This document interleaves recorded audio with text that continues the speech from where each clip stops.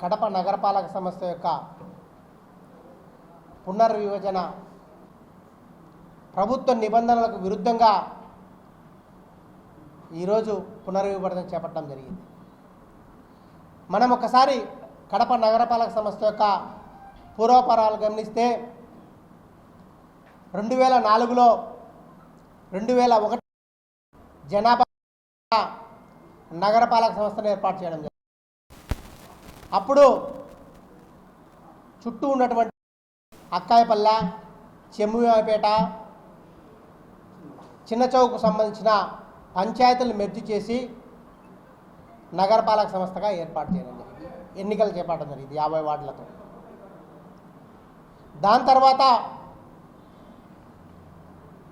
చుట్టూ ఉన్నటువంటి పల్లెలు రామరాజుపల్లి అయితేనేమి, గూడూరు అయితేనేమి, పుట్లంపల్లి అయితేనేమి, చిన్నమాచుపల్లి అయితేనేమి, పాలంపల్లెకి సంబంధించిన గ్రామాలన్నింటినీ కూడా కార్పొరేషన్లో మెర్జీ చేయడం వల్ల 2014లో మరొకసారి డీలిమిటేషన్ చేయాల్సిన పరిస్థితి కడప నగరపాలక సంస్థకు జరిగింది.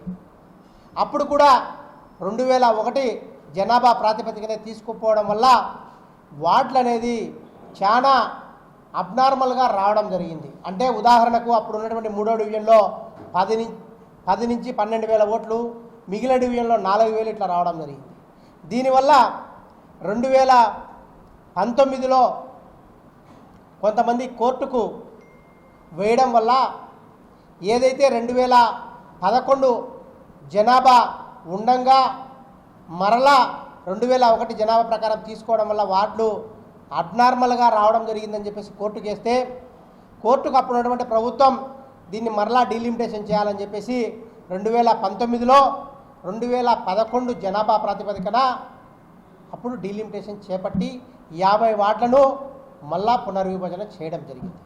దాంట్లో అప్పుడు జరిగిన పునర్విభజనలో నిజంగా మనం ఒకసారి పాత మ్యాప్ను విలేకరులందరూ కూడా గమనిస్తే ఎక్కడా న్యాచురల్ బౌండరీస్ను డిస్టర్బ్ చేయకుండా ఏవైతే వార్డులు ప్రభుత్వ యొక్క నిబంధనలు ఏవైతే ఉన్నాయో, ఏ వార్డుకు సంబంధించిన పాపులేషన్లో 10% కంటే డీవియేషన్ ఉండకుండా, అలాగే న్యాచురల్ బౌండరీస్ ఎక్కడా డిస్టర్బ్ చేయకుండా ఆ రోజు డీలిమిటేషన్ చేపట్టడం జరిగింది 50 వార్డులు. కానీ మరలా ఇప్పుడు 2021లో ఏదైతే మన జనాభా లెక్కలు చేపట్టాలో కరోనా వల్ల అప్పుడు మన జనగణన చేపట్టే కార్యక్రమం చేయలేదు.